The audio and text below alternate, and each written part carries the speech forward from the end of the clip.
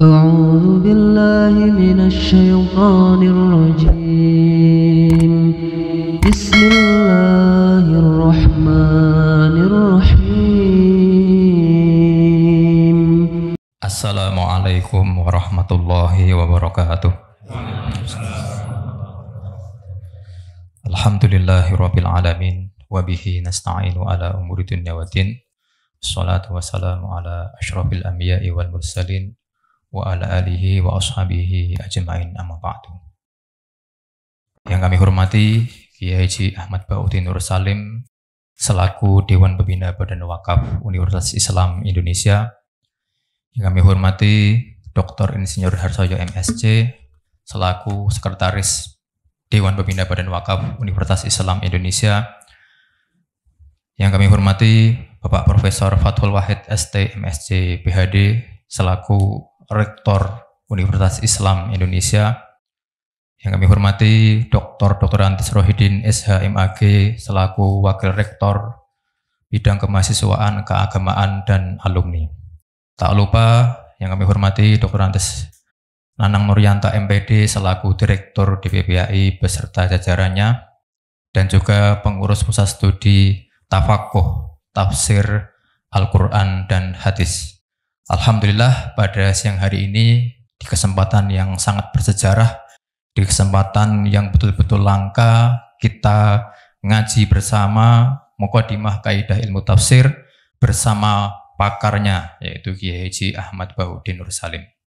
Beliau menyempatkan waktu dengan kita semua sebagai perwakilan bagian dari Universitas Islam Indonesia untuk ngangsu kawruh, untuk ngaji berkaitan dengan bagaimana tata cara, bagaimana kaidah-kaidah dalam ulumul Quran, kaidah-kaidah dalam ulumul tafsir.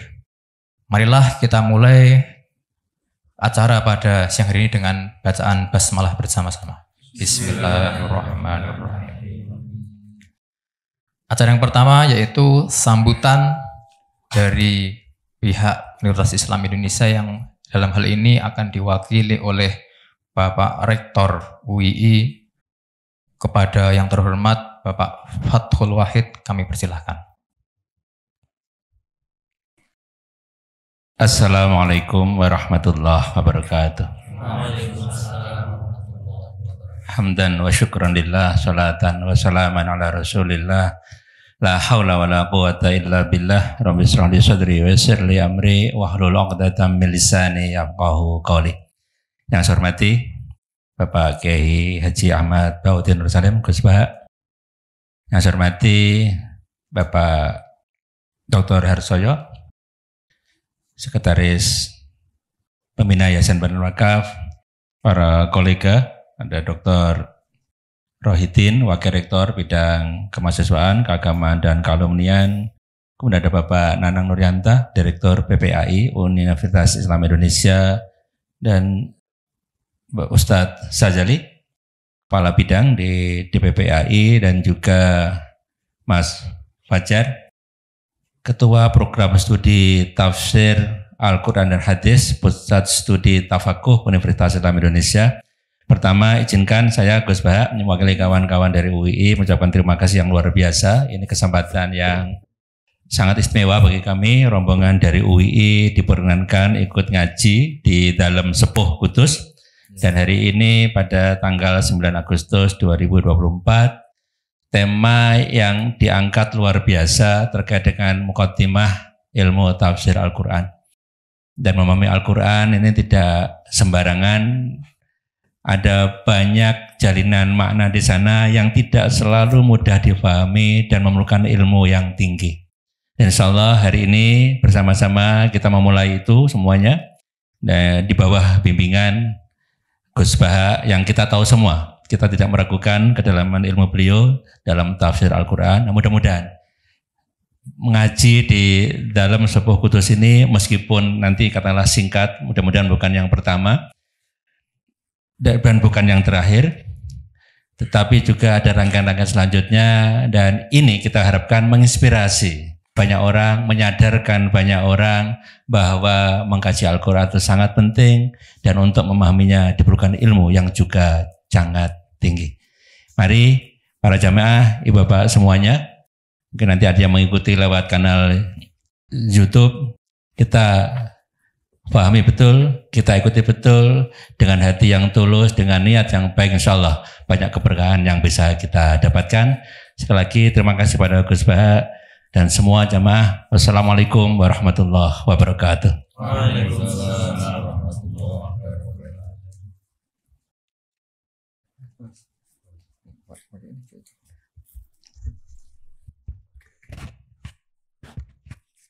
Al-Fatihah. A'udzu billahi minasyaitonir rajim. Bismillahirrahmanirrahim. Alhamdulillahirabbil alamin arrahmanir rahim.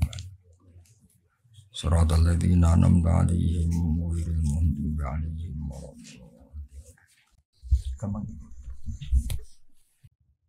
Ya niki ngaji alhamdulillah ceritanya itu pas Muharram kula nelpon Pak Harsoyo untuk minta sama Pak Rektor ngaji muqaddimah ilmu tafsir. Semuanya yang saya hormati ini langsung mohon nggih mangke Pak Harsoyo bagian donga ben dadi kiai teng mriki. Nanti ngajinya 2 kali, yang di fotokopi itu nanti untuk sesi kedua setelah asar. Ya, sekarang itu ngaji hadisnya, ini ngaji tafsir. Misalnya di sini Hudal lil Muttaqin oleh Profesor Zaini, ini saya baca aja biar tidak kelamaan. Quran itu beliau nerjemah dalikal kitab la raiba fi hudal lil muttaqin. Kitab ini tidak ada yang diragukan, petunjuk bagi mereka yang bertakwa. Sebetulnya kata takwa itu secara kosakata itu dari kata waqo yaki wikoyatan. Terus ikut wazan ifta'ala jadi ittaqo yattaqi ittiqoan. Sebenarnya maknanya waqo itu bukan takut, menjaga, no? Menjaga. Nah, menjaga itu adalah menghindari sesuatu supaya yang bahaya itu enggak terjadi. Jadi menjaga itu ada unsur, ada bahaya, kita cat supaya itu enggak terjadi. Itu namanya menjaga. Sebab itu bukti kalau makna saya benar, tidak salah. Ada kata ittaquwaha tapi ada ittaqun naro. Kan enggak mungkin sama-sama jadi objek dari ittaquwaha kok ada ittaqun naro, ya ada ittaqun nisa. Wajar tertawa kalau dibahas bisa. Ini dosen-dosen di Butan itu masih punya selera. Bahasa halusnya nafsu itu selera. Kalau Pak Harsoyo sudah off. Pak Rektor bina-bina. Nah ini dengerin betul ya. Jadi kata terus ada aturan iqlal itu proses analisis lafadz. Terus jadi ittaqo. Terus Kiai Jawa supaya gampang dimaknani wedya sira ing Allah. Lho Allah itu zat yang menyenangkan, Tuhan yang menyenangkan kok malah ditakutin. Itu kan sebetulnya janggal. Tapi alhamdulillah barokahnya ini DPPA ya. Enggak pati mikir ya enggak pernah janggal. Penting ada uang operasional jalan. Yang jalan jangan hanya uang operasional. Dakwahnya juga jalan. Kayak Universitas Islam itu yang jalan jangan insya Allahnya Islamnya. Ya relax saja ini karena nanti ngaji itu lama sampai maghrib nanti. Nanti jeda asar terus ngaji hadis. Ini ngaji tafsir. Bukti kalau teori saya benar ini tak bacakan sekian kitab. Urusan takwa tadi. Takwa itu maknanya apa? Menjaga. Jadi ittaqwa itu Allah itu jaga. Eksistensinya jaga. Eksistensi Allah dia jaga itu Pak Rohidin misalnya dimulai kita berkampanye, ngomong terus menerus bahwa Allah itu wajibul wujud awal atau qadim itu Allah. Disebut kalau dalam ngaji di pesantren qadim apa? Qadim. Kita harus yakin Allah itu satu, Allah itu al-ahadus somad satu. Itu kita jaga. Jaga eksistensinya, jaga terkenalnya. Terkenal ini penting. Sebab itu ini cerita Pak Harsoyo, saya pernah debat kecil sama Profesor Zaini, termasuk sama Profesor Kures, tapi debat-debat saling melengkapi. Kul itu kan terjemahnya katakan. Itu di fikih Pak Harsoyo ada sedikit masalah, karena iman itu sekedar bil lisan, dengan lisan itu tidak cukup, harus tasdik bil qalbi. Iman kan harus membenarkan sampai hati. Tapi kalau orang membenarkan di hati tapi lesannya enggak ngomong, kan kita enggak tahu dia mukmin apa tidak. Jadi kalau diterjemah katakan itu tidak mewakili tasdik bil qalbi, keyakinan hati. Kalau diterjemah yakinilah tidak mewakili hukum formal, hukum syariat lah. Bahwa sesuatu itu harus dikatakan. Terus saya guyon begini, saya masih ingat usul ke Profesor Zaini. Mbok gini aja, katakan dan yakinlah. Tapi bahasa kul itu gak ada yang katakan juga yakini. Bahasanya tidak cukup, Pak. Nah, akhirnya kita butuh seni ngelola agama ini. Ternyata katakan itu penting, karena anak kita tahu tauhid, barokahnya bapaknya mengatakan. Umat ngerti tauhid, barokahnya guru-guru mengatakan. Ada sosialisasi. Jadi berkahnya kata-kata itu kemudian orang lain bisa mendengar. Orang lain bisa meniru. Paham ya? Lagi-lagi itu juga menjaga Allah. Makanya ketika Nabi dakwah sirron sama Allah, lama-lama disebut fasda bima tu'mar. Fasda bima tu'mar. Kebenaran itu harus muncul, harus dikatakan. Nah ini sambil ngopi. Yang ngopi ketua sukunya aja ya. Anak-anak itu nanti ngopi sendiri aja. Nanti kalau ada orang setara rektor, rektornya nggak terima. Masa rektornya ngopi. Saya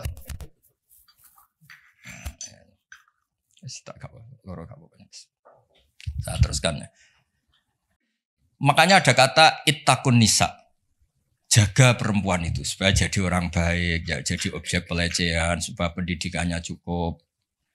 Tapi juga ada kata ittaqun nar.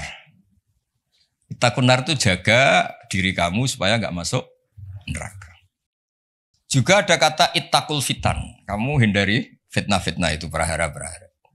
Nah, sebab itu ini cerita Pak Arsoyo, kitab yang saya bawa di sini itu kitab kuno, kitab dulu. Itu di sini dijelaskan, ya saya baca ya, nanti otorisasinya ini kayak notulen ini, nanti Pak Fajar sama Pak Sadali ini. LC ini dulu kuliah di sana jauh. Semoga ngaji betul, tidak hanya lihat mumi. Gak usah diterangkan, kamu tuh kok hasut, biasa aja.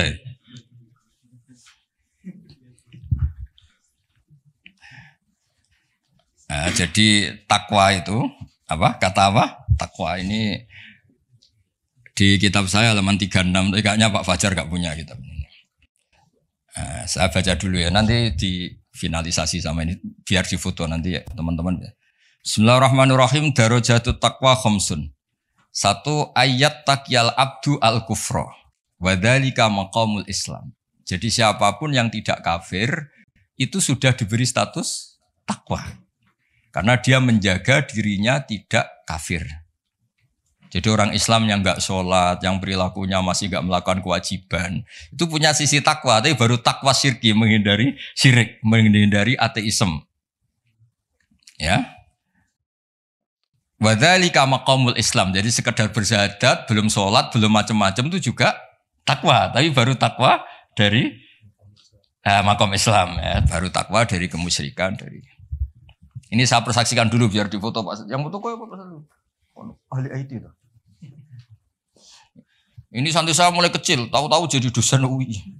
Enggak ngerti-ngerti yang ngelola Islam. Waduh. Terus ketemu dari Jatuh Hubson ini. Tadi mana? Genami. Ini.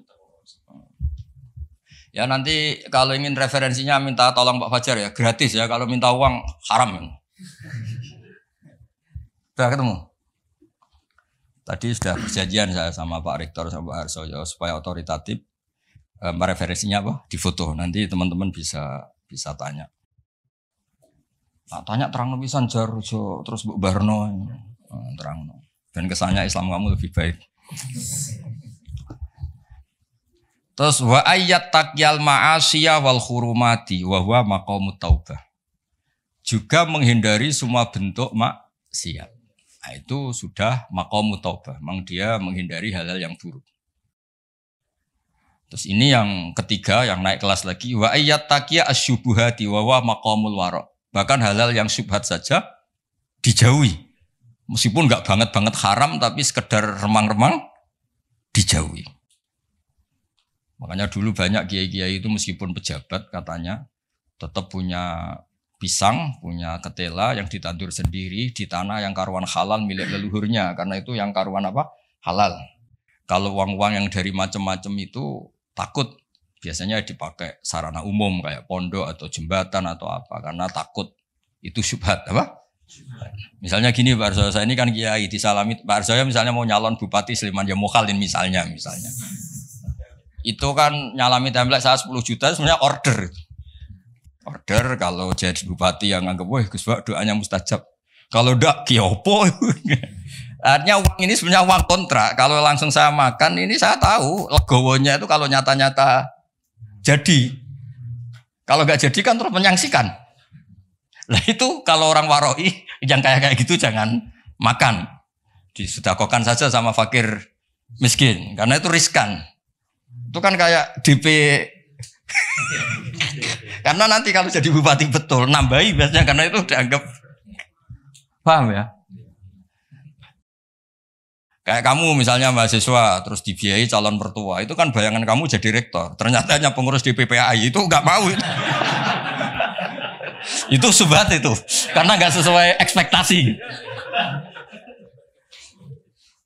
Halal pas-pasan lah kira-kira gitu. Kayak ini dibiayai orang tuanya, nyongkornya jadi pengurus PBNU atau PP Muhammadiyah, malah tadi mondoknya. Paham ya? Nah kalau sudah gitu namanya maqamul warok. Terus ada lagi Pak Arsoyo, makom yang keempat. Wa ayat taqiyal mubahati wa huwa maqamu zuhdi. Sesuatu yang boleh pun kalau itu riskan dihindari. Itu zuhud. Tapi contohnya jangan Pak Fajar, Pak Arsoyo mungkin. Kalau Pak Fajar gak mungkin. Misalnya malam-malam lapar. Kalau Pak Arsoyo, wah marung. Kalau bakulnya cantik nanti lupa istri gimana? Padahal marung itu halal. Tapi ada titik riskan. Makanannya halal. Kalau Pak Fajar ya mangan ngomaro iku wae. Itu mubah pun dihindari karena takut ada masalah. Itu juga takwa. Nah ini yang mungkin ini kelas saya, sampean enggak percaya enggak apa-apa. Yang terakhir itu wa ayat taqiya khudura ghairillah ala qalbi. Wa huwa maqamul musyahadah. Kelas di mana takut hadirnya selain Allah di hatinya. Jadi misalnya saya punya uang dikasih Pak Arsoyo, misalnya dikasih Pak Fatul Wahid atau dikasih mahasiswa. Enggak kepikiran kalau ini dari makhluk. Karena takut memberi ruang makhluk. Tetap semua rezeki itu dari Allah. Yang menggerakkan hati kamu ngamal ya Allah. Harta yang dipakai juga milik Allah. Wah itu sudah makom paling tinggi. Dia enggak nerima kehadiran selain Allah. Kalau di Quran itu ada ayat itu Pak Arsoyo. Kulillah apa? Kulillah sumadarhum fi khawdihim yal'abun. Kabeh ku mau ngelakoni. Kabeh itu Allah. Jadi Pak Fatul Wahid suatu saat kalau makomnya sudah kayak saya jadi rektor bukan karena saya profesor, bukan karir saya. Kabeh itu Allah. Kalau sekarang belum mau masih jumawa. Tapi suatu saat saya pasti mau ya. Pasti mau. Baru saya dulu pas rektor juga masih belum begini. Pak Sudanda ini sudah mau ke kelas nomor 5 ini apa? Menolak kehadiran selain ini milih yang mana ini anak-anak ini mahasiswa apa? Mahasiswa. Wah berarti hidayatnya cek pas-pasan ini belum makomnya. Pokoknya ndak kafir dulu ya. Iya Pak Sedili ini pokoknya agak kafir dulu urutannya. Muslim. Tingkat satu ya. Sudah nomor 1 apa tingkat 1? Tingkat 1. Bahasa kerennya nomor 1. Ya, jadi saya pastikan makna saya itu benar, bukan karena saya sombong atau merasa apa-apa, karena ini referensinya jelas. Ini kan makanya saya tadi matur ke Pak Rektor, Pak Arsoyo, saya ngaji yang sangat otoritatif. Ya, satu menghargai UII sebagai kampus besar, apalagi pakai label apa? Islam. Itu jangan sampai Islamnya itu insya Allah ya, jadi Islam beneran apa? Islam beneran. Jadi sehingga di bab ini Pak Arsoyo sampai Nabi ngendikan, tapi bukan berarti menghalalkan seorang ini, hanya ngendikan mangqala la ilaha illallah dakhalal jannah wa in zana wa in saroko. Itu bukan mengesahkan perilaku buruk, itu bukan. Ada wilayah yang tidak terganggu itu karena wilayah iman, makomnya Islam. Saya kalau nyontohkan itu tidak pidana. Tidak pidana gini Pak Arsoyo, ada nyuwun sewu warga Indonesia korupsi atau nyopet atau maling. Masih warga Indonesia enggak? Warga Indonesia, bahkan ketika di penjara pun dia tetap orang.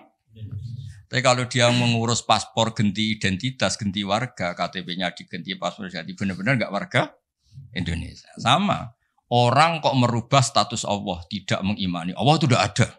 Nah, itu berarti merubah status kehambaan dia, merubah status hambaan dia. Nah, itu baru kafir karena dia merubah status kehambaan. Tapi kalau baru salah, nyuwun sewu orang Islam, nyuwun sewu ada yang korupsi, ada yang nakal, ya dia tetap Islam, tapi yang jenis ini. Jenis ini. Kalau dalam guyonan bapak saya itu orang Islam loro ono sing umat Islam, ono Islam sing kumat. Nah, ini yang yang nomor 2 itu apa? Islam yang kumat, tapi tetap Islam. Tapi yang jenis apa? Kumat. Kumat itu pilih tak itu. Agak masalah dengan dirinya.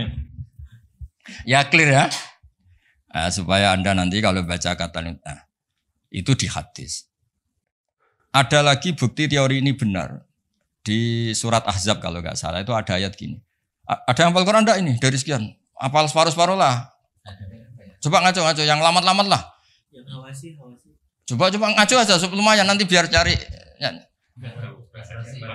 Enggak akan saya tes sudah. Siapa Pak Sadili itu? Loh saya di UI itu lama. Saya itu seangkatan Pak Arsoyo loh. Khidmah UI itu. Ya di Quran kan ada ayat apa? Tsumma aurasnal kitab alladzina astofaina min ibadina. Pertama yang disebut Allah apa? Faminhum zalimul linafsi. Allah itu kitab ini Quran tak wariskan sama orang-orang yang saya pilih. Pertama yang disebut Allah, sebagian mereka tapi ya zalim. Ya. Karena tadi ada zalim yang tidak ganggu iman. Ya tadi misalnya nyuwun sewu ada copet, ada maling, ada orang-orang yang berbuat buruk. Dalam keyakinan madzhab Ahlussunnah wal Jamaah dia tetap mukmin karena tidak merubah status, apa? Tidak merubah. Kayak tadi orang copet, orang maling, tetap Indonesia enggak? Tetap karena masih ngakui warga negara apa? Tapi kalau dia sudah merubah KTP-nya, paspornya dan benci Indonesia, namanya sudah enggak warga. Nah, kira-kira kafir itu kayak gitu. Dia merubah status dia hamba, jumawa, angkuh, enggak ngaku eksistensi Allah. Itu disebut mulhid atau mungkir. Itu sudah, meskipun dia enggak pernah melakukan dosa-dosa besar, tetap saja enggak muslim kan? Ya, jadi clear ya.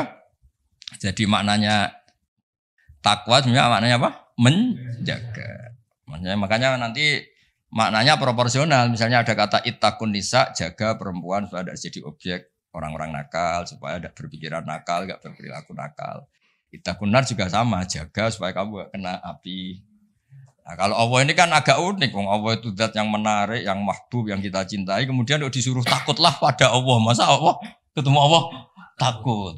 Malah kita disuruh fafirru ilallah, mendekat ke Allah kok malah. Nah, takutnya apa? Jangan melakukan sesuatu yang bikin Allah murka. Nah, clear ya.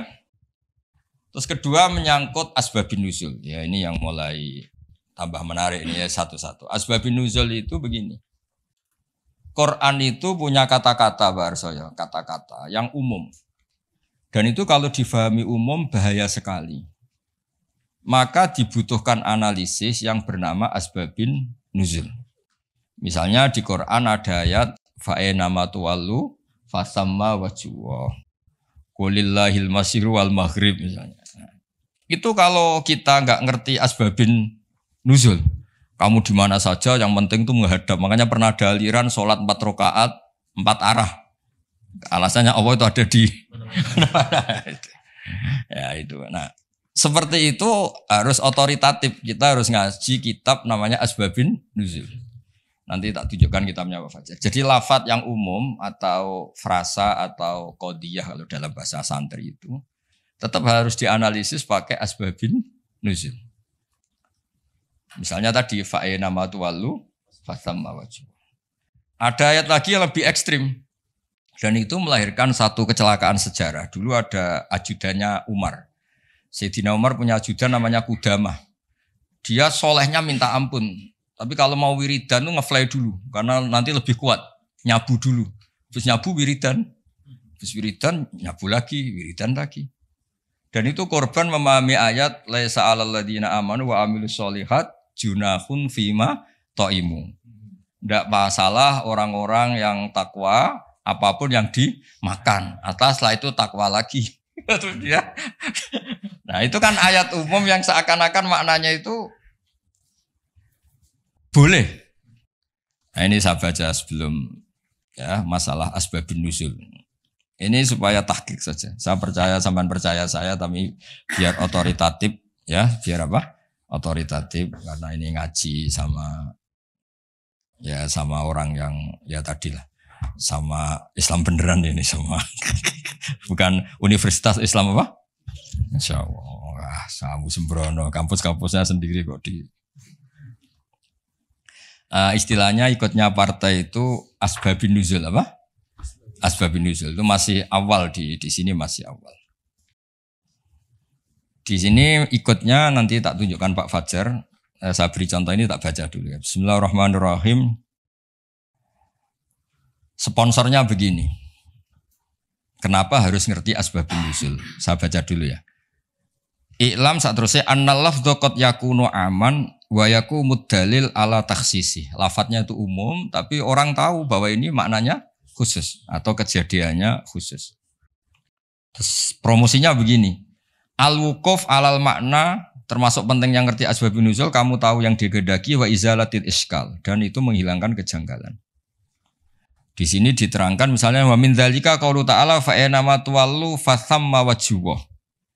Fa inna law tarakna wa madlulal lafdzi laqtata annal musalliya la yajibu ali istiqbalul qiblah safaron wala hadaron wa huwa khilaful ijma'. Falamma urifa sababun nuzuliha ulima annaha fi nafilatis safar au fi man shalla bil istihad wa bana lahul khata'u ala ikhtilafir riwayat fi dzalik. Jadi dulu pernah sahabat itu di hutan, misalnya kalau di Indonesia mungkin di atas Merapi gitu, ada sahabat 4, entah 5 gitu. Pak Harsoyo sholat milih kiblat yang beliau ijtihad. Pak Wahid juga gitu, saya gitu, Pak Fajar gitu, Pak Rohidin gitu. Setelah pagi, semuanya ternyata itu nggak ada yang benar. Yang benar pun faktor tepaan. Nah, ternyata karena itu ijtihad yang salah dan sudah berusaha ngerti kiblat, dan Allah akhirnya maklum ya sudah tidak apa-apa, tidak usah ada niat kamu juga menghadap kiblat. Nah, fa'ina matuwal itu konteksnya itu, ya, konteksnya itu kamu di mana saja menghadap, di situ ada ridho Allah. Jadi tidak ada hubungannya dengan pembolehan orang tanpa apa kiblat. Atau kedua finafilatis safar. Nafilatis safar itu kalau orang punya hobi sholat. Ini yang nggak kebayang bagi kamu itu. Muka-muka kayak kamu itu nggak kebayang. Nabi itu saking senengnya sholat, ketika naik unta pun itu ya sholat. Dan nanti kiblatnya ngikuti arah unta atau arah perjalanan. Tapi gak kebayang tuh kalau satu libar gak kebayang. Sholat subuh aja disiram air istrinya. Di kampus ngurusi Islam di rumah, wah ngurusi istri aja gak bisa. Ya, jadi seperti itu penentunya adalah asbabin nuzul apa? Penentunya adalah asbabin nuzul. Jadi misalnya diterjemah itu begini. Ya, apa tadi? Fa'ena matwallu fathamma wajhuh. Itu kan kesannya tadi. Kesannya itu kayak kita bebas gitu apa? Kayak kita apa? Bebas. Nah, tapi ternyata yang dikehendaki itu adalah kiblat dalam konteks orang tersesat atau orang yang di safar. Ya jelas ya. Jadi ini terus saya baca di kitabnya ini. Fa'ena matuwallu fathamma wajhuh.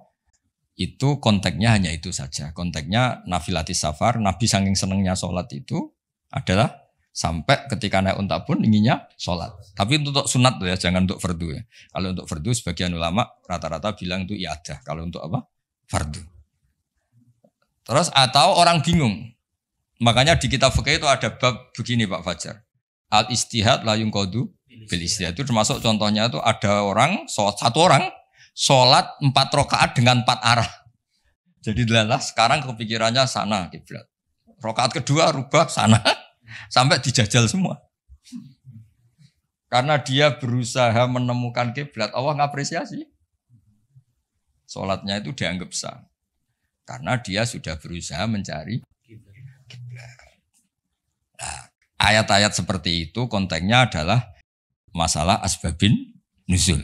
Bukan punya makna umum yang terus orang bebas tanpa apa?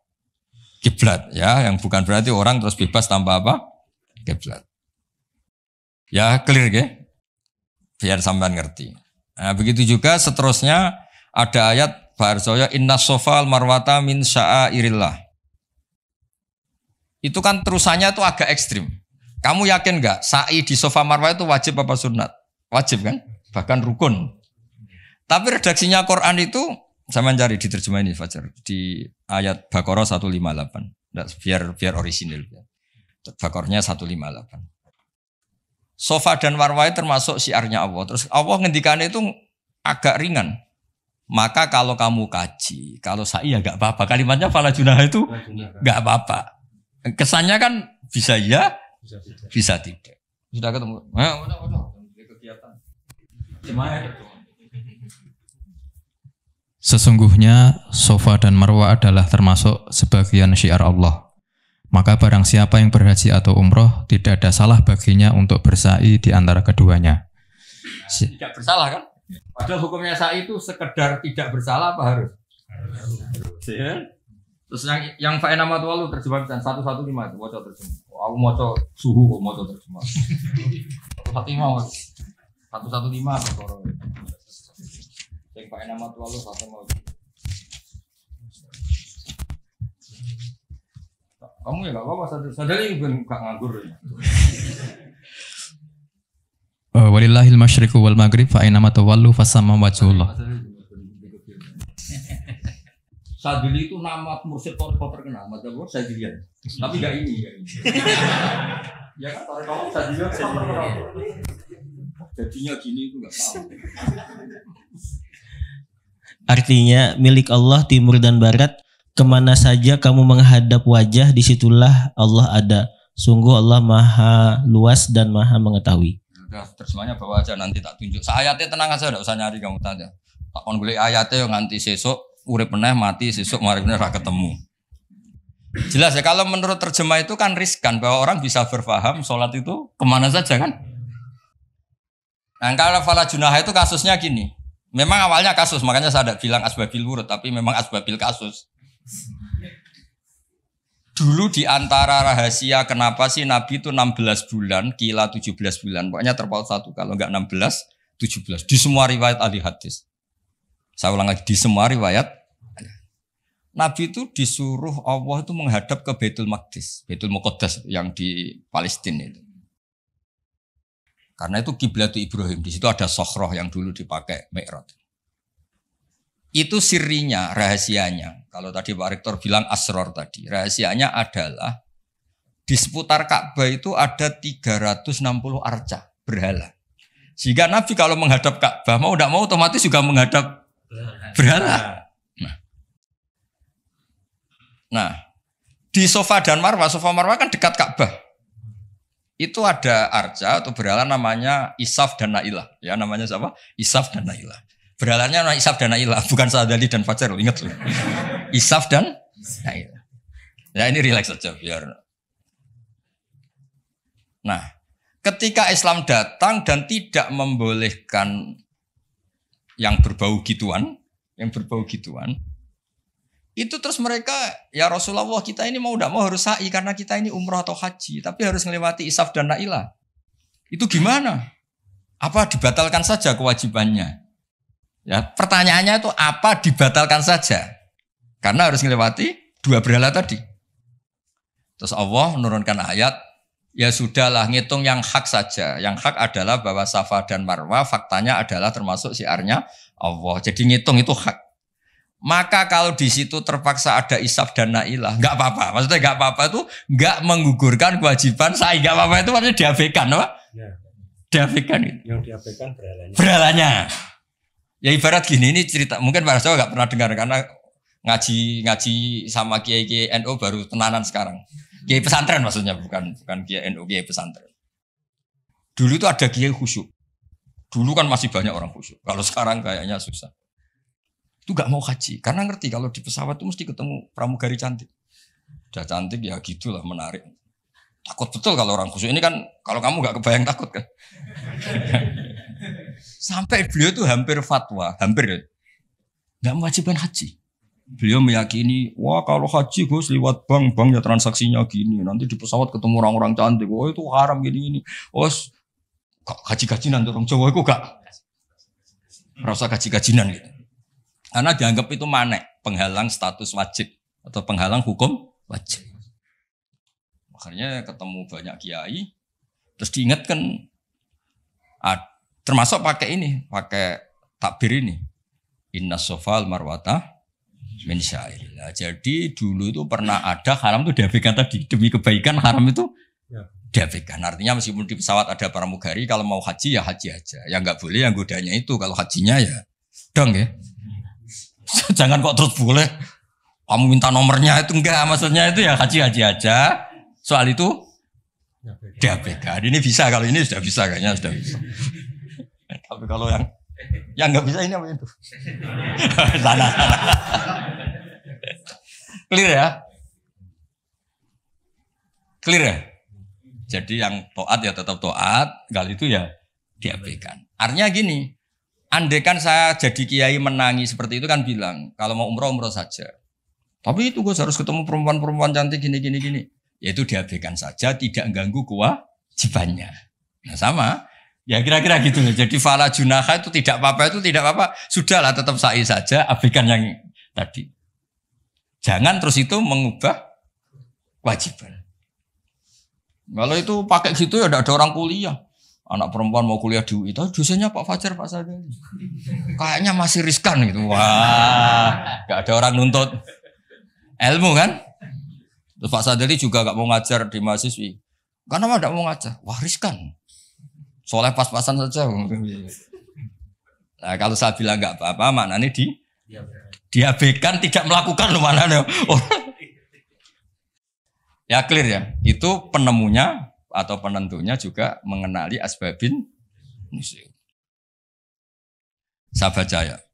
Wa min dalika qaulu ta'ala inna sofal marwata min sya'airillah fa inna dhahira lafdhiya la yaqtadi anna sa'ya fardun.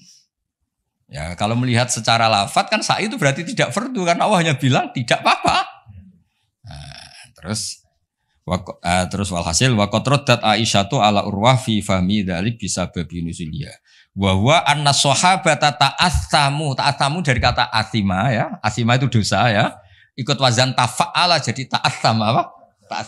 Ta'assama itu merasa dosa ya. Anna sahabata ta'assamu binasai bainahuma li'annahu min amalil jahiliyah karena pernah ada tadi isab dan ayat. Foto sih.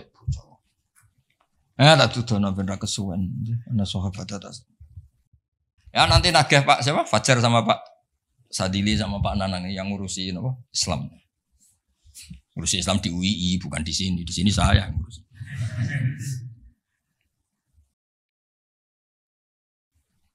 Udah. Ya clear ya. Jadi terus sekarang masalah nasa mansuh ini kan clear tentang mukaddimah apa ilmu apa tafsir. Nasa mansuh itu kelihatan datar tapi itu urgen sekali karena agama sebagai aturan ya atau solusi mau tidak mau kan bersentuhan dengan hukum sosial yang tidak akidah. Saya tadi sudah matur Pak Arsoyo, agama yang tidak akidah itu kan bersentuhan dengan hukum sosial. Kalau yang akidah jelas Allah itu satu, la ilaha illallah wahdahu la syarikalah kalau sosial. Saking bersentuhan dengan sosialnya itu Pak Fathul Wahid. Imam Syafi'i itu punya istiadat begini Pak Arsul. Ketika Nabi misalnya sedekah atau zakat pakai kurma atau pakai susu kering misalnya. Sedekah atau zakat. Atau dulu ngamal pakai dinar. Pakai apa? Dinar. Itu langsung dianalisis kutil balad. Pokoknya makanan pokok zakat itu ngambil makanan pokok. Berarti di Indonesia pakai apa? Beras. Ketika Nabi sedekah pakai dinar langsung dianalisis pakai saman, yaitu alat tukar atau uang yang sah. Jadi kamu tidak usah memaksakan mentang-mentang anut sunat Rasul, terus kamu makan kurma, terus bisa mencret. Terus mentang-mentang sunat Rasul, saya tidak pernah sedekah, karena sekarang nggak ada dinar. Nabi kan sedekahnya pakai dinar, medit ya alasan. Kalau mau kikir saja, tidak usah punya alasan. Lama-lama Pak Arza nggak jadi wakaf tanah. Karena Nabi gak pernah wakaf tanah di Sleman, wakafnya di Mekah. Oh ini kan tanahnya di Sleman. Lama-lama ada orang gak sholat, Nabi sholatnya kan di Mekah, kita kan di Indonesia. Bisa rusak semua kalau ya pakai mersiskan sunnah Rasul. Itu ada analisisnya. Nah, Itu juga yang menjadikan kenapa harus ada ulama usul fikih. Orang yang bisa nganalisis. Apa bisa? Misalnya begini, saya beri contoh di bab haji. Nabi itu domisili di Medina. Karena di Medina itu melewati Dal Khulaifah yang sekarang disebut Bir Ali. Maka mikotnya Nabi ya dari Bir Ali. Tapi kalau orang Yaman ya dari Yalamlam. Atau orang Indonesia rata-rata terbang lewat Yalamlam. Mungkin orang tertentu di kawasan Jirona ya Jirona. Ada yang dari Tanim, ada yang dari Juhfa.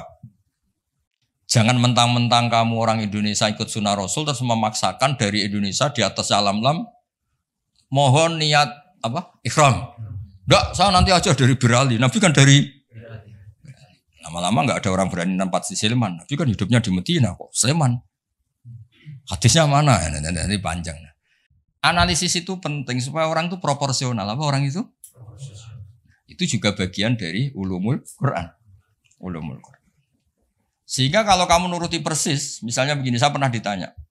Ini saya, Pak Arsoyo, Pak Fatul Wahid, kalau naik Innova atau naik mobil, kan mesti dungo, wes soleh lah, jadi tak alani mesti wes soleh, nak kowe lali numpak terus untuk gratis mangkat kabeh. Kalau yang soleh-soleh gini itu kan kalau naik ya subhanalladzi sakhkhara lana hadza wa ma kunna lahu mukrinin wa inna ila rabbina munqalibun. Itu jelas di Quran tuh wal khaila wal bighala wal hamir wal khaila wal bighala hamir. Jelas yang dicontohkan di situ ya kendaraan itu ya unta, khimar, kuda. Dan karena yang dikendarai itu hewan, dulu Allah bayangkan juga litas tahu ala duhuri, kamu naik di punggung hewan itu, sumatazkuru ni'mata rabbikum idastawaitum alaihi wa taqulu subhanalladzi sakhkhara lana hadza.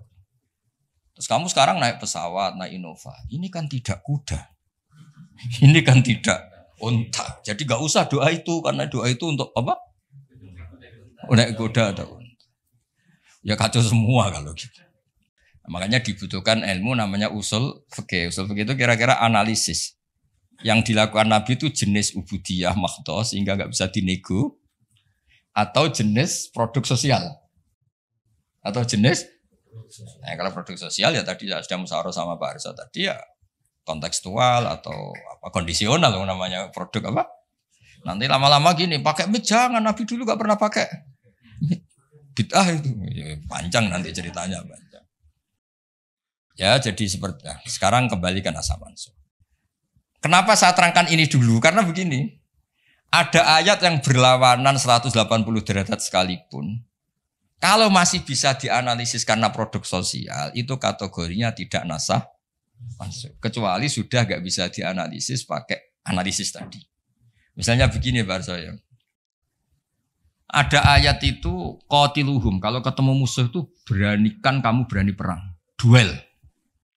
Tapi ada ayat fa'fu anhum wasfah, abaikan saja, maafkan saja.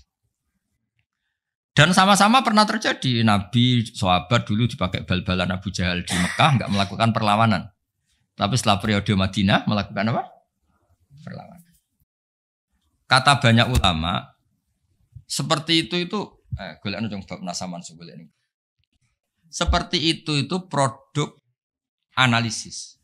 Ketika Nabi lemah dan jumlahnya baru 6, baru 10, kan enggak mungkin ada perintah boleh perang atau harus perang karena ini enggak realistis apa?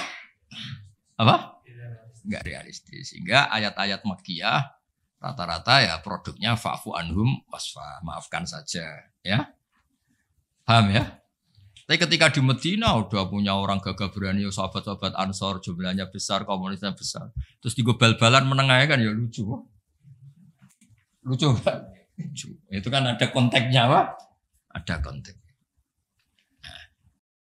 Kalau seperti itu maka enggak perlu dianggap ayat fa'fu anhum wasfah dinasah pakai ayat perang misalnya. Ya sama lah seperti pertama orang Indonesia didatangi Belanda enggak tahu apa-apa zaman agresi lah, zaman dulu agresi. Bisa apa? Terus banyak yang terpelajar, banyak ada yang bisa jadi pilot, tentara sudah terbentuk, kiai-kiai komunitasnya besar ya melakukan apa? Perlawanan. Tapi enggak perlu kamu katakan perlawanan itu satu hal yang harus karena ini Belanda penjajah. Lah era sekarang peradaban begini kan yang ada kerjasama kan. Tapi dulu karena mereka datangnya musuhi, ya kan itu kan urusan kondisi ya. Ya kondisional, gak bisa disamaratakan ya. Nah, saya baca ya. masalah nasa mansuh itu. Nasa mansuh itu komentarnya harus persis seperti saya ini, itu baru benar. Kalau enggak rapati benar. Ayat yang berlawanan tadi, jika konteksnya itu bisa dianalisis kondisional, maka masalahnya bukan nasa mansuh itu ralat hukum. Nah, kalau yang enggak kondisional kayak tadi, Nabi pernah menghadap Baitul Maqdis terus dipindah ke Ka'bah. Sampai sekarang ya harus Ka'bah. Dulu iddah ketika orang ditinggal mati suaminya pernah iddah itu 1 tahun. Wasiyatal li azwajihim mata'an ilal hauli ghaira ikhraj. Berarti pernah iddah berapa? Setelah itu dinasah ya tarabbas nabi anfusihinna arba'ata asyuri wa asyra. Jadi 4 bulan 10 hari. Nah, itu nasaman soal karena enggak bisa dianalisis secara apa? Sosial. Ini kalau baca ya, yang bisa dianalisis secara sosial.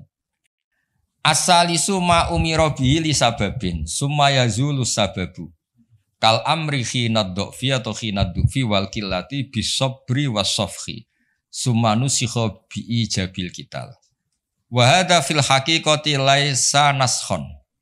Apa laisa naskhon? Karena bisa dianalisis asal usulnya. Nah ini biar difoto itu apa ini? Mulai ini ma umira li sababin ini. Foto dulu nanti biar ada yang tanya.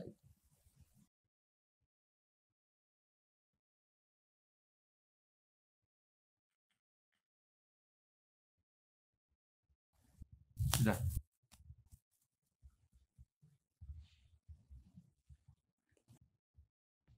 Nah, sehingga kiai-kiai Jawa ketika meskipun ngaji Jalalain, ngaji kitab Jalalain, tafsir Jalalain, kan sering ada ayat misalnya lakum dinukum waliyadin, kadang sebagian dikomentari mansukhun bi ayatis saf atau bi ayatil kital. Itu kiai Jawa tidak ada yang ikut meskipun mereka baca kitab karena ngerti konteksnya apa? Ya, misalnya kita dulu ketika Jepang datang ke sini itu memang jajah, ya kita bilang ada revolusi jihad, misalnya resolusi jihad, ada resolusi jihad. Misalnya. Dulu Mbah Hashim, Mbah Ahmad Dahlan juga sepakat melawan penjajahan, apa ngelawan? Jadi ketika di kesini studi banding atau kesini tukar ilmu ya nggak ada masalah kan? Bahkan di Quran sudah diumumkan wa in ahadum minal musyrikin astajaruka ya fa'ajirhu hatta yasma'a kalam Allah. Ya, kalau ya kan ya tadi konteksnya beda. Ya konteksnya itu beda. Kemarin saya jagongan itu sama Pak Alwi Shihab, adiknya Pak Kures, kan dulu pernah Menteri Luar Negeri. Kata beliau, sekarang Gus ngomong rekonsiliasi cek susahnya, alasannya ngenang masa dulu. Nah, masa dulu ya ada yang sekarang nggak mungkin. Dulu pernah kan ada istilah zaman dulu pernah sedikit konflik dengan Malaysia, Pak Karno bilang ganyang. Nah, masa sekarang kan ya jelas enggak itu. Itu kan konteksnya beda. Dulu Mbak Hashim, Mbak Madalan bilang resolusi jihad. Ya sekarang kan enggak. Malah anak-anak ini nunggu ada beasiswa ke sana. Enggak belajar malah dulu ayat Amsterdam. Oh, bal-balan. Apapun itu kan hal yang seperti itu kategorinya itu ma'uzila li sababin, ma uzila li sabab. Jadi hilangnya bukan karena hukum nasa mansuh, tapi karena sebab yang berbeda. Saya tadi jagoan Pak Marsoyo dulu itu orang kiai-kiai termasuk buyut-buyut itu ngaramkan orang pakai pantolan ya, pakai celana, pakai apa itu? Dasi. Karena itu londo itu. Mantas sababi komen bahwa minhum. Ya pernah kan ada era gitu. Nah sekarang rektor Universitas Islam Indonesia pakai celana, pakai dasi. Londo itu kalau dulu tuh. Sekarang enggak. Sekarang kalau pakai sarung malah dianggap wow, masalah itu. Kecil saya masih ingat orang pakai sarung tuh enggak dianggap sunat. Karena dulu katanya, cerita dulu. Wong sing nganggo sarung kalah upyuk kalah terus kemulan turun ning rondan. Dari dulu pernah. Loh iya tak cerita kuno dulu tuh orang kalah main. Loh ini saksinya banyak ini kan. Dulu sarung pernah ya nasibnya gitu pernah ya. Sekarang saja sarung jadi simbol pakaian apa? Santri. Dulu enggak. Ya, masih ingat ya cerita itu. Upyuk kemulan main kalah kemulan tidur dia mah. Cakro. Ya terus jangan bilang, oh ini sarung simbol orang kalah apa? Main kalah judi gitu. Jangan, sekarang konteksnya beda. Nah itu gak perlu kamu analisis pakai nasa. Maksudnya kalau suatu saat Anda baca ayat yang konteks maknanya kok beda sama sekali, enggak langsung boleh dianalisis itu nasa mansuh. Bisa saja konteksnya beda. Ya kira-kira gitu harusnya. Jadi di sini redaksinya ma'umira bihi li sababin summa yazulus sabab. Saya contohkan tapi Pak Fajar enggak usah tersinggung. Misalnya kenapa sih Nabi itu banyak yang poligami? Orang di nikah Nabi itu bangga. Mertuanya ya bangga, iparnya ya bangga. Umatnya ya bangga. Saya tak tahu yang kamu nikah itu bangga apa enggak poligami. Sehingga dulu namanya Juwairiyah itu dulu ketangkep ketika perang. Itu orang Bani Mustalik itu bencinya sak pole sama Nabi. Kelompoknya Nabi juga benci sama Bani Mustalik. Setelah Juwairiyah itu dinikah Nabi, semua tawanan sahabat yang di Bani Mustalik dilepas. Asharu Rasulillah, ini keluarga besan. Yang sahabat juga ngelepas Bani Mustalik karena keluarga Bunyainah cara sekarang itu keluarga besar. Nah, maksud saya cerita saja, ada usaha itu enggak usah cerita. Cerita aja cerita, maksudnya cerita. Kalau kamu poligami itu kira-kira istri kamu, mertua kamu, ipar kamu bangga apa? Nek. Maksud saya bukan masalah boleh tidaknya, kalau bolehnya boleh, lelaki itu boleh nikah berapa? 4. Loh bukan berarti. Enggak, maksudnya kalau kamu merasa sunat-sunat banget itu perlu dipertanyakan di bolehnya boleh, tapi kalau merasa apa? Sunah-sunah banget itu konteksnya itu dong ya. Udah usah diterusin, itu banyak enggak siap. Inginnya yang di belakang tuh kalau boleh boleh aja, gue nggak usah catatan ya gitu.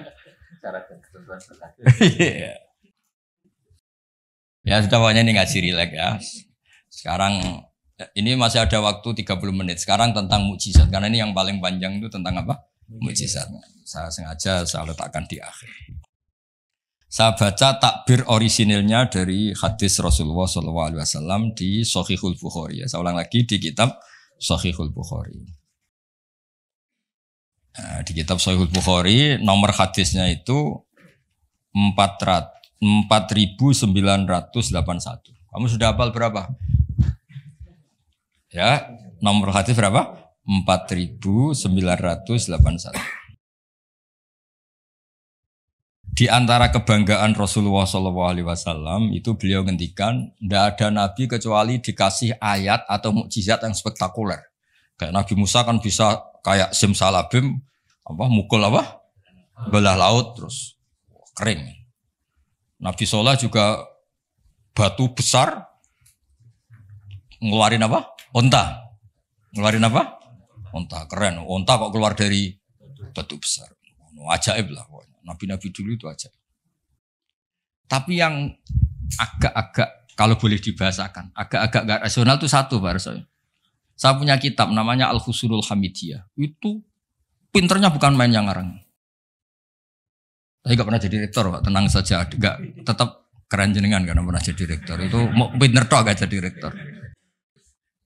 Dia bilang gini, mukjizat itu dari kata a'jaza yu'jizu i'jazan, ya kan? A'jaza yu'jizu i'jazan. Sesuatu yang bikin musuh itu enggak berdaya. Berarti fahuwa mu'jizun, fahuwa mu'jizun. Berhubung wakilnya perempuan, karena ayat itu kan mu'annas. Akhirnya mukjizatun. Ya, ini masih punya sisa-sisa. Dulu ngaji lama ini di Kudus. Enggak tahu jadi begini. Dulu lama ngaji di sini. Ya, berarti mukjizat apa? Sesuatu yang bikin musuh itu enggak berdaya.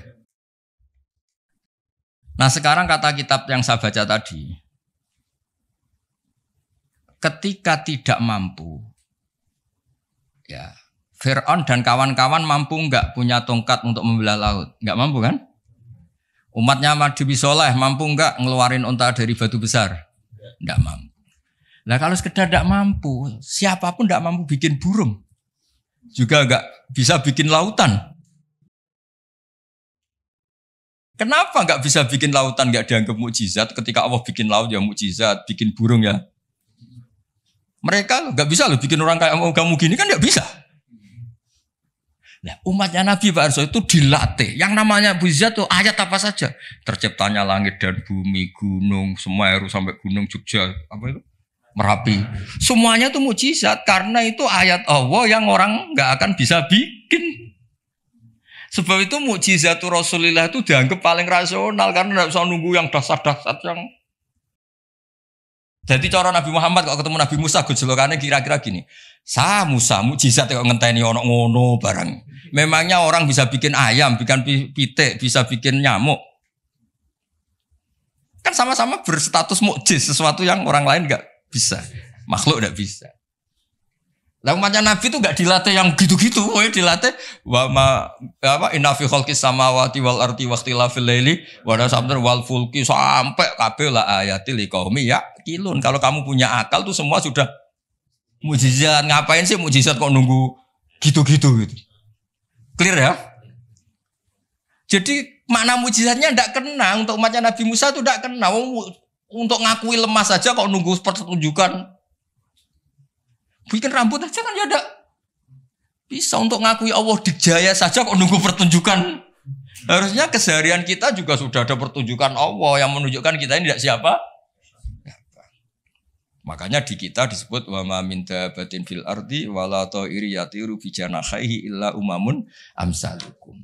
Inna fi khalqis samawati wal ardi satrusnya la ayatil liqaumi yaqilun. Enggak usah. Wa min ayatihil lailu wan naharu wasyamsu wal qamar. Semuanya itu sudah mukjizat, enggak usah nunggu. Nah, ini saya baca ya. Ngaji ini kondang. Saya baru ini ngaji seterhormat ini didampingi rektor sama sekretaris pembina badan wakaf. Kayaknya nanti kalau Mungkar Nakir ketemu saya, wah ini kayak hebat. Kenapa? Ngaji aja ditunggu rektor terus. Rektor. Tapi tadi pas beliau nunggu saya, Pak Arso makom saya sudah yang kelima tadi. Tidak boleh hadir selain Allah. Jadi ya sudah. Akhirnya saya bilang, ini Allah sendiri yang mendatangkan, ini Allah sendiri. Sudah gak penting semua. Wah, kalau pakai makom kelima saya tidak terima kasih karena menolak kehadiran selain Allah tadi. Makomnya sudah kulillah, sumadarhum fi khodihim. Kalau kamu masih butuh Pak Rektor, nak menurut sampean diangkat jadi dosen. Pak Fajar juga sudah butuh, dulu dosen nggak tetap, gara-gara kroninan terus jadi dosen tetap. Nggak apa-apa lah, ini cerita guyon aja, tapi agak bener. Loh, kamu masih butuh kan? Kamu butuh kenal Rektor butuh nggak? Oh butuh sekali kan? Badan wakaf butuh sekali, nggak ngucur dananya bisa ditarik. Tadi Jogja sini bisa ditarik. Kalau makom saya tadi yang kelima tadi menolak hadirnya selain Allah. Itu makom musyahadah. Tapi saya tidak usah tetap syariat. Maturnuun. Saya baca ya. Kata Nabi, sabda Nabi, ma minal anbiya'i nabiyyun illa u'tiya minal ayat ma misluhu amana alil basyar. Ini di hadis Bukhari. Ikutnya juz 4. Wa inna ma kana alladhi utitu wahyan awhahu wa ilayya fa arju an akuna aktsarahum tabi'an yaumal qiyamah. Semua nabi itu punya mukjizat yang dahsyat. Tapi itu tidak ada apa-apanya dengan mukjizat saya. Mukjizat saya itu Quran dan saya berharap dari mukjizat yang rasional ini kemudian pengikut saya yang terbesar. Nah, itu komentator sarahnya ini Fathul Bari dikarang oleh Ibnu Hajar Al-Asqalani. Pengarangnya itu kelahiran Gaza. Gaza itu kelahiran Gaza. Ya, jadi Bukhari itu kitab Sahih Bukhari itu pengarang sarah paling terkenal itu Fathul Bari. Pernah dengar toh? Dengar toh ya? Nah, ya, itu tak bacakan. Komentarnya bagus di sini. Saking bagusnya nanti di Hajar ya di foto. Komentarnya begini. Kenapa begitu ya? Kira-kira gitu. Pertanyaannya kenapa begitu? Ini rasional sekali cara analisisnya. Annal mukjizat al-madiyata kanat khisiyatan tusyahadu bil absor karena qati soleh wa asa Musa. Wa mukjizatul Qur'ani tusyahadu bil basirah. Fayakunu mayyatabi'u li ajliha aksar. Li anna alladhi yushahadu bi ainir ra'si yang qoridu bingkiradi musyahidihi. Walladhi yushahadu bi ainil aqli bakin yushahidu kullu man ja'a ba'dal awal mustamirran. Foto dulu, engko tak terangno. Nah, iki sing khisiyah boleh khisiyah.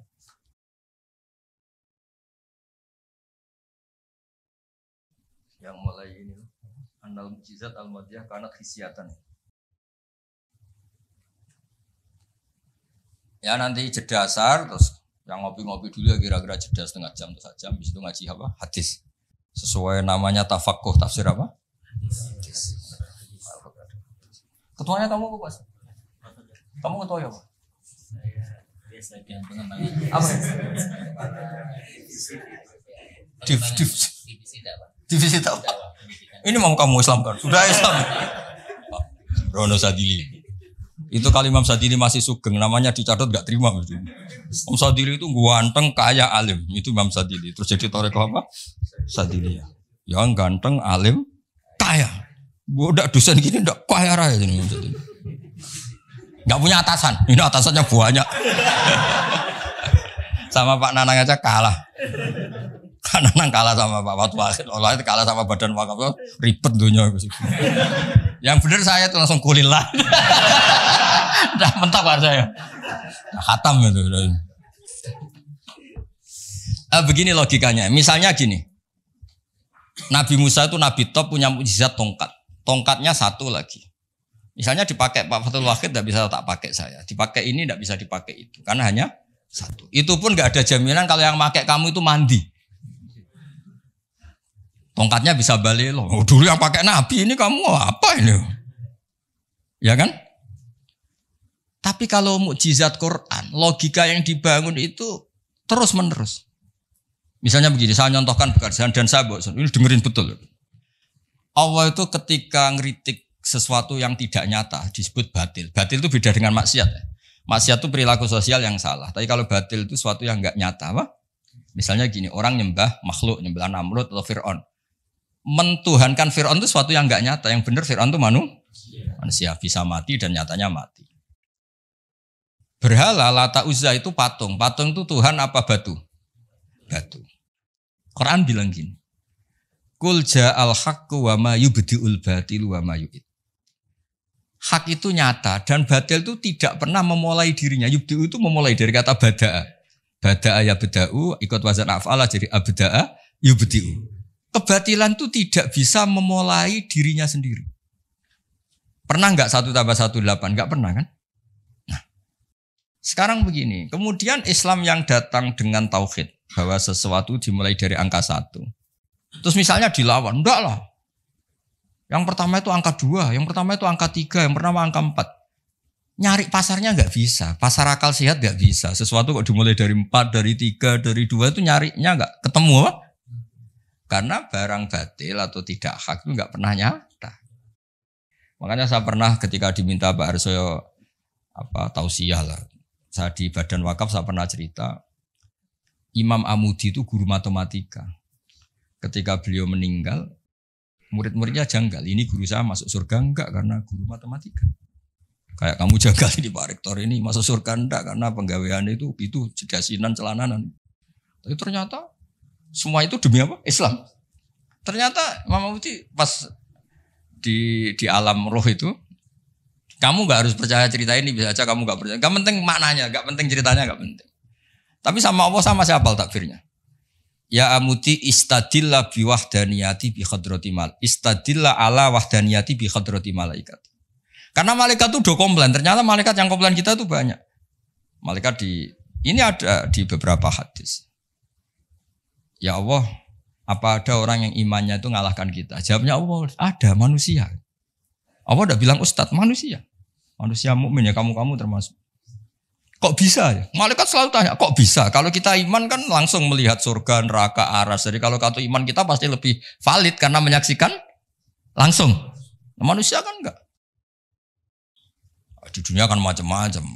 Ada dangdutan, ada macam-macam. Tapi ternyata imannya enggak tergoyahkan. Ternyata apa? Logika yang dibangun Imam Amudi itu. Coba kamu terangkan kenapa manusia yang di dunia seiman itu kalau saya ini satu. Jawab Imam Amudi gampang. Beliau nulis. Angka setelah 2, 3 sampai 1 miliar 1 triliun. Nisbatu dzalika ilal wahid nisbatul far'i ilal asli. Angka itu 2, 1 miliar 1 triliun. Dibandingkan angka 1 semuanya tetap cabang. Yang pokok itu 1. Keyakinan itu kan gak terbantahkan oleh Anda. Dan gak bisa digoyang kan. Mbok kon urip melarat, baulet tetap nak tauhid itu harga mati. Ya enggak. Akhirnya malaikat manduk-manduk. Cara Jawa mandek man imannya manusia agak tergoyahkan karena logikanya pakem. Bahwa angka 2, 3 ila mala nihayatallah sampai tidak terbatas. Nisbatu dzalika ilal wahid nisbatul far'i ilal asli. Kemudian setelah itu Imam Amudi gambar Pak Arso. Gambar skenanya aja bisa gambar gedung, gambar rumah, gambar mobil. Gambar apapun juga dimulai dari min nuqtah wahidah, dari satu titik. Gambar itu baik, besar, elek, apik, tetap dimulai dari satu titik. Nah, makanya Quran dimulai dari bismillah sebagai isyarat, semuanya dimulai dari nuqtatil wujud, yaitu Allah Subhanahu wa ta'ala. Nah, mukjizat ini yang dimiliki umatnya Rasulullah sallallahu alaihi wasallam. Misalnya kita bela Nabi itu poligami atau orang-orang soleh poligami. Belanya gampang karena pakai rasional. Ngerumat orang satu apa? Ngerumat perempuan satu hukumnya apa? Baik kan? Ngerumat yang baik loh, maksudnya bukan ngerumat tak. Ngerumat perempuan satu yang baik hukumnya apa? Baik. Kalau dua lebih baik, logika loh, udah usah dipraktekkan. Ini kan cerita orang baik, bukan cerita kamu, bukan. Orang baik, ngerumat perempuan satu baik. Jadi apa? Baik. Ngerumat dua? Nah, sekarang tinggal waliannya. Kamu satu saja kamu terlantarkan. Melantarkan orang satu. Dosa. Orang dua? Lebih dosa. Itu kan. Jadi meskipun Anda tidak berani poligami, membela bahwa kenapa sih nabi-nabi dulu poligami, gampang, logik. Ya gitu. Tapi harus kamu praktekkan. Kamu gak orang baik gitu maksud saya. Tapi untuk membela secara rasional tuh gampang. Ya, orang baik ngerawat orang satu. Baik, ngerawat orang dua. Dah ya. Sekarang yang kamu menerantarkan orang satu dosa, dua lebih dosa. Jelas ya? Jadi nah, makanya agama ini dibela sama Allah dengan status liqaumi yaqilun, liqaumi yatafakkarun. Enggak usah pertunjukan kayak mujizat tadi, intinya agama ini enggak perlu pertunjukan Nabi Muhammad terus ngomong. Lah kalau gitu kasihan kiai-kiai yang sekarang. Misalnya, oh, saya percaya kalau kamu ketua DPI asal bisa terbang ke Mekah. Ya repot kalau. Saya percaya kamu rektor Universitas Islam asal bisa Gunung Semeru kamu pindah, Merapi kamu taklukkan. Wah ya repot kalau ukurannya gitu-gitu terus ya. Cukup ukurannya pakai hukum sosial. Hukum sosial itu piye? Alladzina yunfikuna fis-sarra wa dharra. Ketika kita longgar ya mudah sedekah, ketika susah pun mudah sedekah. Rumus yang kedua apa? Termasuk wal kadhiminal ghaidha. Coba sistem sosial itu yang menyelamatkan itu satu, wal kadhiminal ghaidha. Kalau emosi itu dikendalikan. Coba andaikan Pak Waktu Wahid ketika jadi dosen, kalau emosi nabrak mahasiswa, kalau emosi nendang mahasiswa, enggak akan jadi rektor, di penjara. Berarti yang menyelamatkan karirnya apa? Wal kadhiminal ghaidha. Sebagian hadis nerangkan apa? La taghdab faradada miran faqala. Pak Arso juga sama, nanti kan beliau dulu ketika sekedar dosen sudah nampari mahasiswa, enggak akan pernah jadi rektor. Sudah di penjara. Saya jadi kiai meskipun kata orang banyak salim terus nuabuk ikon langsung gagal jadi kiai. Artinya apa? Rumus sosial Quran dimulai yang penting kumpul sosial itu dermawan, yunfikuna fis-sarra wa dharra. Terus hukum sosial lagi wal kadhiminal ghaidha. Kalau kecewa itu mudah memaafkan, bisa nyimpen wal afina. Coba semua tidak perceraian ya barokahnya wal afin mudah memaafkan. Kalau semua orang ngungkit-ngungkit yang enggak penting-penting, masalah semua kan satu Indonesia. Aslinya gini, Islam tuh ngatur peradaban tuh logis aja. Saya kalau nyontohkan gini, kamu di Jakarta, merantau di Jakarta atau di Thailand atau di mana saja, dan Anda melakukan sama teman kamu yang kamu cari zaman berteman itu, kenangan kamu sebagai yunfikun, orang yang memberi, al yadul ulya khairum al yadis sufla. Mampir ku pede. Misalnya ku itu konco jenis Parmin di Jakarta atau di Thailand. Ketika kamu kenal di Kudus, kamu sering ngamal, kalau kecewa ya tidak main tampar. Kamu mampir pede ndak? Pede. Coba kalau kebalikannya, ketika Parmin di sini kamu tamparin, setelah itu kamu kikir, mau mampir itu gak ada pede. Ternyata aturan pede juga diatur. Ketika Quran memulai cerita orang baik apa? Alladzina yunfikun. Yunfikun itu yang melakukan infak. Hubungannya dengan orang lain itu kalau bisa memberi. Kalau enggak bisa, ya paling enggak ganggu. Makanya Nabi ngendikan izzat fi ma indanas yuhibbakan nas. Kalau kamu enggak tukang ganggu harta orang lain pasti disenangi manusia. Kamu didolani teman yang enggak akan pinjam motor kamu, mobil kamu kan tenang. Tapi kalau orang yang pelanggan minjem, waduh. Jadi intinya andaikan peradaban itu dibangun begini kan enak. Contoh terakhir lagi mukjizatul Quran. Ada ayat walau kunta fadhdhan ghalidhal qalbi lan faddu min khawlik. Dimulai ayat fabima rahmatim minallah lintalak. Muhammad, gara-gara kamu sayang sama umat, kamu bersikap lemah lembut. Dan andaikan kamu itu bersikap kasar, maka orang akan bubar. Lan faddu itu mesti bubar. Lanya li taukid, lan faddu mesti bubar. Nah, kata Ibnu Khaldun dalam mukadimahnya ngendikan gini. Hadaddin, agama ini datang dengan rasionalitas peradaban. Bukan mentang-mentang dengan mukjizat.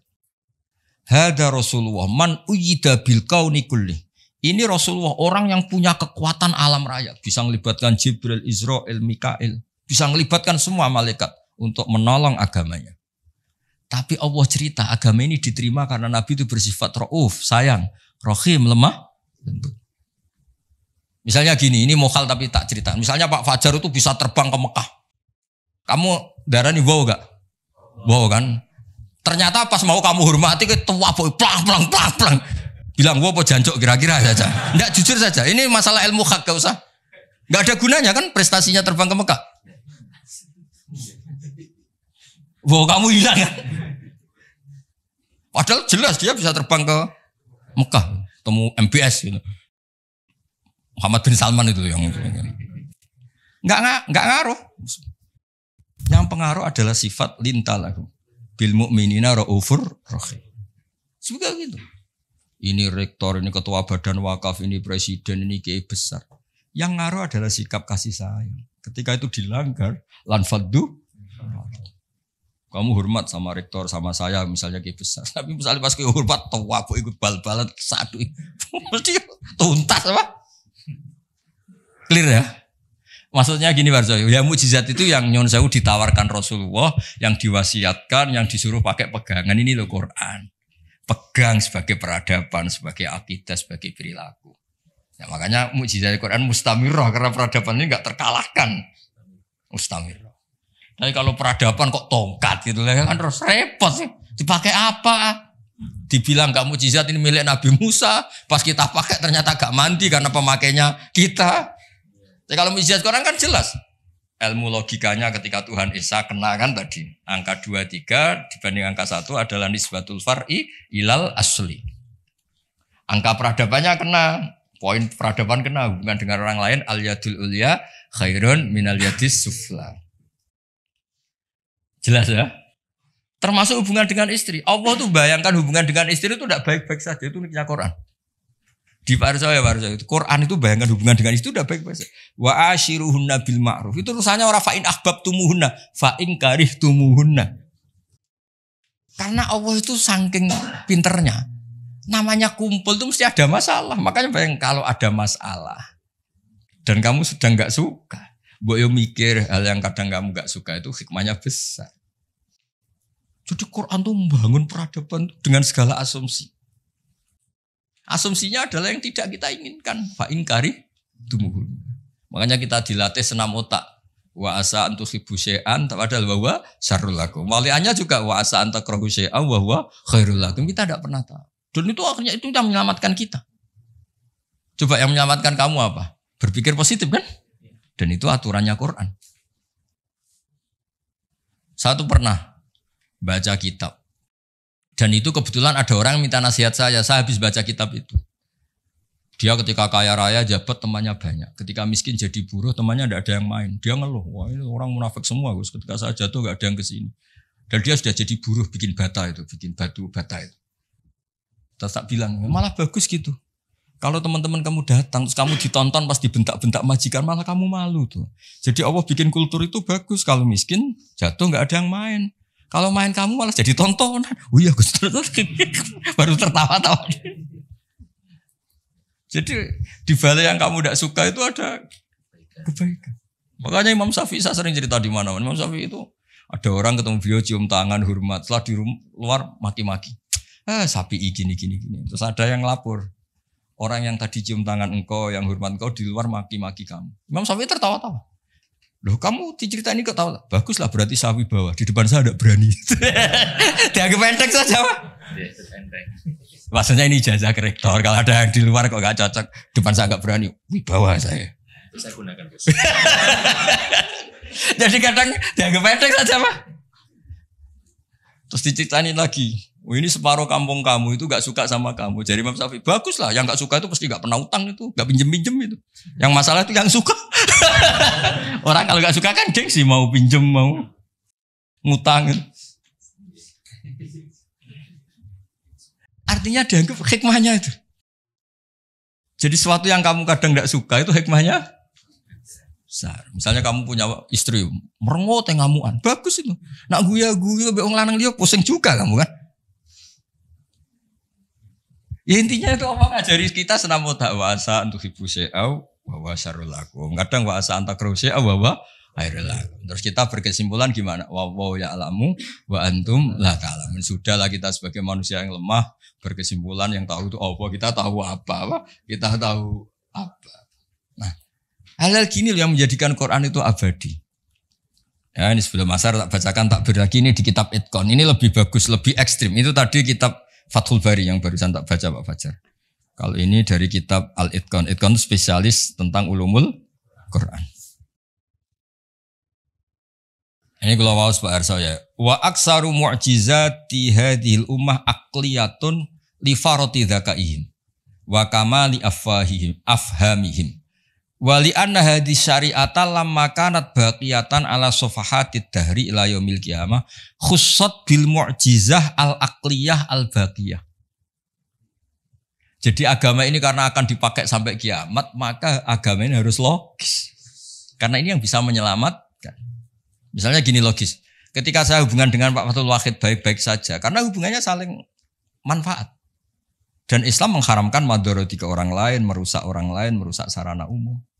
Dan itu yang menyelamatkan peradaban adalah Allah gak suka perilaku apa? Merusak. Kita di mana-mana kan baik-baik saja kalau kita tidak merusak hanya orang lain.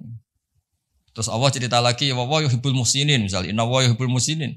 Kita hidup di mana saja kalau kita ihsan pasti baik-baik saja.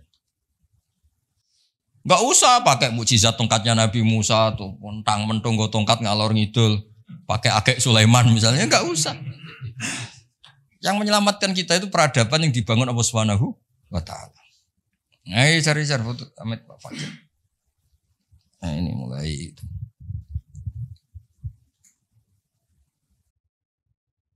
Itu kitab Itqan itu.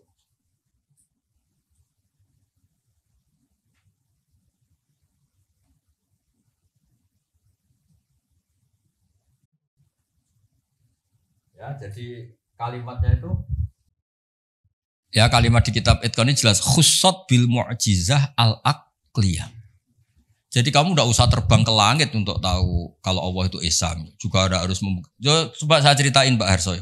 Ini di sini ada kalimat itu betul-betul sadis, tapi sadis yang baik. Wa aksaru mu'jizati Bani Israil kanat khisiyatan li biladatihim wa qillati basaritihim.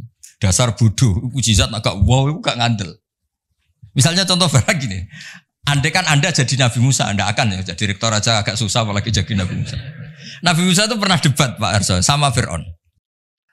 Pertama debat itu lucu, Nabi Musa kan disuruh Allah datang ke Fir'aun. Terus dia cerita, Fir'aun kamu itu harus nyembah Allah, Allah itu Rabbul Alamin. Kata Fir'aun, Tuhan kamu itu siapa kalau gitu? Ya Rabbul Alamin, Rabbus Samawati wal Ardi yang nuhani langit dan bumi. Dari Fir'aun gini, terus manggil Haman, Haman itu ajudannya. Jangan dibahasakan arsiteknya, nanti tersinggung ini yang arsitek. Sebenarnya Haman itu kan arsitektur. Iya kan? Enggak usah. Jangan terus arsitektur berarti jabatannya apa? Jangan. Ya, ini arsitektur yang Islami ini. Kata Fir'aun. Ini contoh bahwa akal dengan dasar itu menang akal. Saya ulang lagi, akal dengan dasar itu menang akal. Kata Fir'aun gini. Saya jalan-jalan kemana-mana setahu saya yang dituhankan saya. Karena dia pakai contoh fisik. Khisiyah itu fisik yang bisa diindra. Ma'alim tulakum min ilahin huiri. Saya jalan kemana-mana ternyata yang jadi Tuhan itu saya. Nah terus akhirnya Nabi Musa bilang Tuhanku yang menguasai langit. Fir'aun malah kurang ajar lagi bar saya. Haman sini. Ibnili sorkhan. Ya Haman ibnili sorkhan la ali abluhul asbab. Asbab as-samawati fa'atoli'a ila ilahi Musa. Haman, saya bikinkan piramida yang tinggi. Saya mau ngintip Tuhannya Musa. Padahal Nabi Musa tahu, meskipun diintip juga gak kelihatan kan. Jadi Nabi Musa, saya saja gak pernah lihat, apalagi kamu. Lah itu kan masalah kalau betul sudah bikin piramida. Gak tahu ini pas kuliah belajar apa lihat piramida, gak tahu. Nah, kan masalah ya. Gara-gara orang Bani Israel memaksakan semuanya itu hisyah. Ukuran nyata ndak itu apa? Hisyah, fisik gitu.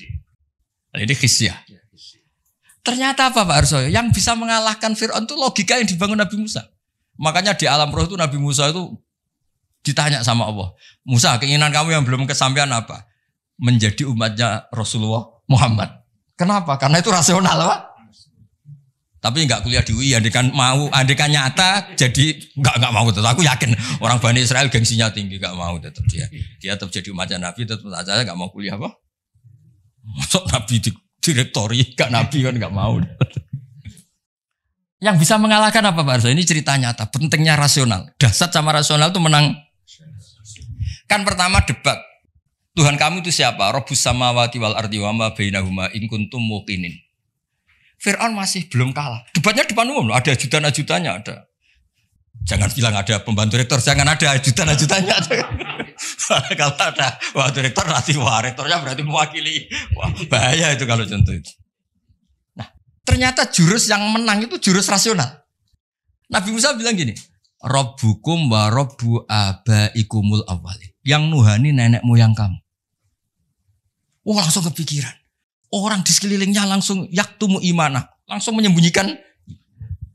Yang menuhani nenek moyang kamu. Wih, nak Fir'aun Tuhan, mbah-mbahnya pengerani sopo ya. Ini kan ada tanggal lahirnya. Tuhannya itu ada surat kelahirannya, ada tanggal.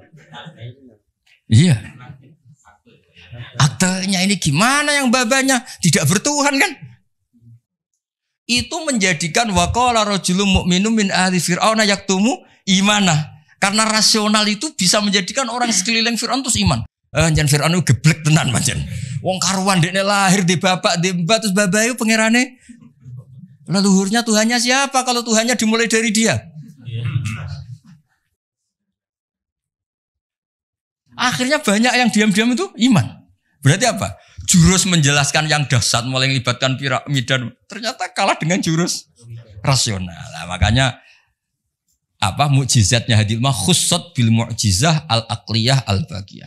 Nah, moga Pak Fajar foto gak lewat Pak Fajar, lewat kula niki luwih keren niki. Nah, niki kata-kata yang ini aja langsung apa? Khussat bil mu'jizah.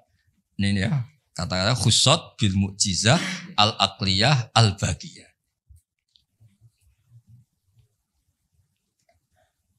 Dah. Ah ya lengkap. Ini kitabnya kitab-kitab judulnya di foto ini Fathul Bari sama.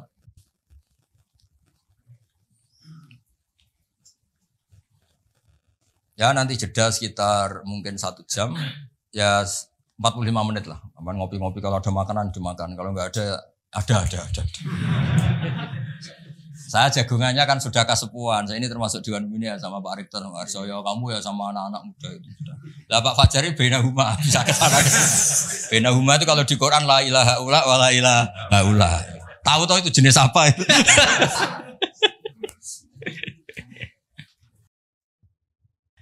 Ya jadi itu cerita mukjizat versi kitab Fathul Bari sama kitab Itqan. Ini versi kitab Ijazul Quran. Itu lebih dahsyat lagi cara nerangkan. Ini yang ngarang Abu Bakar Al-Baqilani. Ini mbah gurunya Imam Ghazali. Imam Ghazali itu punya guru namanya Imamul Haromen. Itu punya guru lagi namanya Abu Bakar Al-Baqilani. Itu beliau ngendikan begini Pak Arsoy. Muqaddimahnya gini. Innama yujibul ihtimama attama bima'rifati i'jazil Qur'an anna nubuwata nabiyina alaihi salam buniyat ala hadhil mu'jizah. Jadi kenabian Nabi Muhammad itu adalah dibangun atas mukjizat Quran. Karena Nabi nyuwun sewu kan enggak punya tongkat kayak Nabi Musa, juga enggak pernah mengeluarkan unta dari batu. Tapi ketika Nabi mendakwakan rasionalitas, misalnya rasional gimana? Ini alam tuh makhluk. Di mana-mana makhluk itu ya ada kholiknya. Kholiknya ya pasti qadim. Masa kholik datang kemu? Masa Tuhan kok lahir di bumi kan ya udah lucu kan? Tuhan kok pahpo kayak Fir'aun, jadi gitu dimumi lagi, kan ya lucu kan sih. Tuhan kok tenggelam kan ya banyak yang. Jadi Nabi kalau datang tuh penjelasan. Saya beri sekian contoh di Quran. Betapa Nabi bisa menaklukkan pikiran orang Arab dengan rasionalitas. Ada orang Arab dulu itu cerita. Problem kita itu banyak. Maka Tuhan kita harus banyak. Ketika Nabi mendakwahkan satu Tuhan. Mereka bilang. Aja'alal alihata ilaha wahida innaha adalah syai'un ujab. Masa Tuhan banyak. Tuhan apa sedikit. Problem kita banyak ya Tuhannya harus banyak. Terus Nabi bikin perbandingan. Darabawa matala rajulan fihi syuraka umutasyakisuna wa rajulan salamal lirajul. Hal yastawiyani masalah. Darabawa rajulan fihi syuraka terusnya. Walhasil ada buruh atau pembantu atau pegawai punya majikan banyak. Perintahnya beda-beda. Mutasyakisun, perintahnya beda. Semuanya ingin dituruti. Sama satu orang yang hanya punya satu majikan. Enak mana? Terus orang-orang Arab bilang, ya enak punya satu majikan banyak repot. Ya Tuhan kamu itu majikan kamu. Kalau semuanya jadi Tuhan, perintahnya beda-beda, seleranya ya beda. Beda yang repot juga kamu. Paham? Contoh lagi rasionalitasnya Quran. Quran itu Islam lah. Itu kan selalu bilang la ilaha illallah wahdahu la syarikalah. Tuhan itu enggak punya rival, enggak punya sekutu, enggak ada yang setara. Terus mereka tanya, Muhammad kasihan dong Tuhan kalau sendiri gak ada yang mitranya atau gak ada yang setara. Terus Allah cerita ke Nabi bilang, kira-kira gini, saya ini ketika gak ada langit bumi ya sendiri yang menciptakan saya semua kata Allah. Tapi orang Arab perasaannya tuh masih suka tamsil. Tamsil itu logika yang auqa'afin nafsi, satu perumpamaan. Allah gaya perumpamaan itu ekstrim. Dan orang pasti taslim, pasti setuju. Misalnya kamu miskin, ini kan mahasiswa rata-rata masih miskin. Yang kaya orang tuanya mungkin. Itu pun kalau yang kaya, kalau enggak kan sudah jadi pekerja, merantau di mana-mana, mengumpulkan uang bisa beli Innova. Setelah beli Innova, Pak Harsoyo atau saya atau Pak Watwakid menguasai mobil kamu kayak kamu. Kamu boleh enggak? Enggak boleh kan?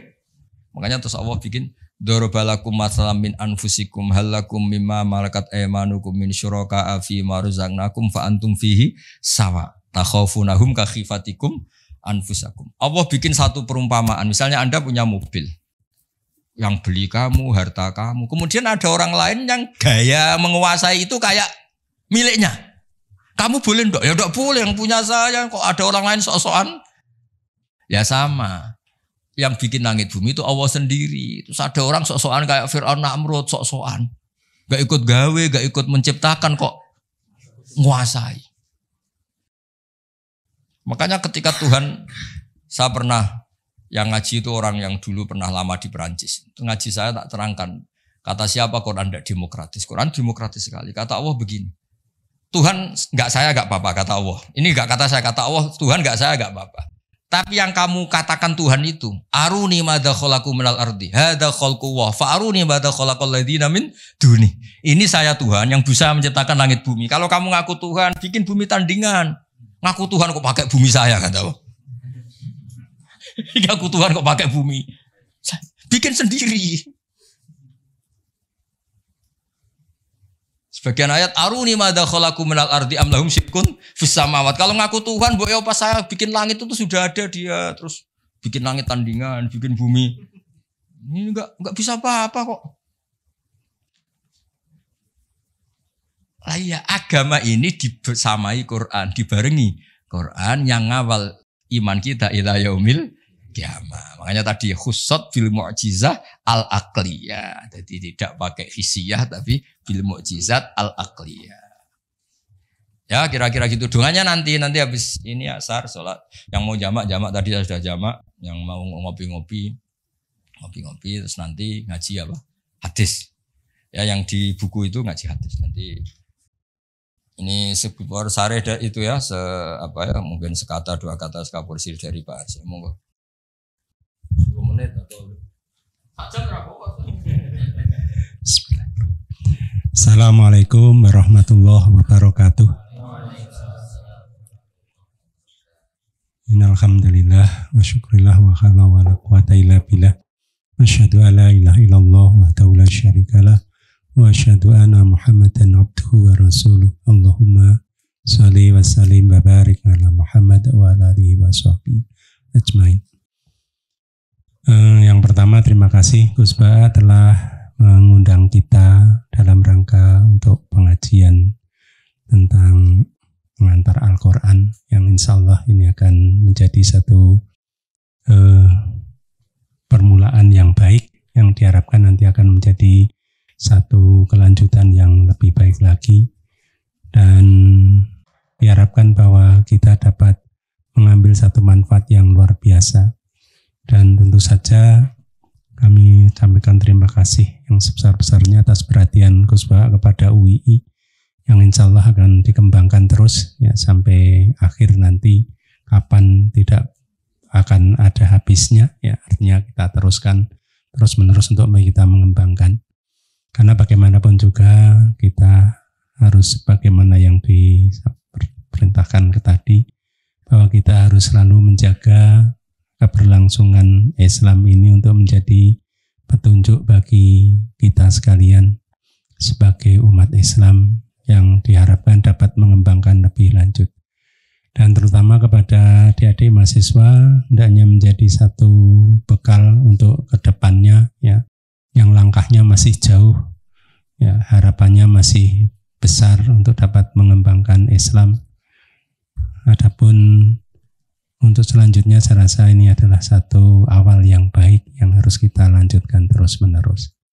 Oleh karena itu diharapkan bahwa nanti kita dapat mengembangkan lebih jauh lagi melalui UII, dan kajian-kajian semacam ini saya rasa perlu kita kembangkan ya, kita sampaikan kepada orang lain yang tidak hadir bersama kita. Bisa jadi mereka-mereka yang tidak hadir, dengan kita berikan pemahaman bisa lebih baik pemahamannya daripada kita, sehingga apa yang kita peroleh akan menjadi satu bekal yang baik kepada kita. Dan ini adalah satu karunia yang diberikan oleh Allah Subhanahu wa Ta'ala kepada kita, bahwa kita diberi kesempatan untuk memperoleh pemahaman sebagai ciri takwa yang kelima tadi, bahwa semuanya adalah dari Allah.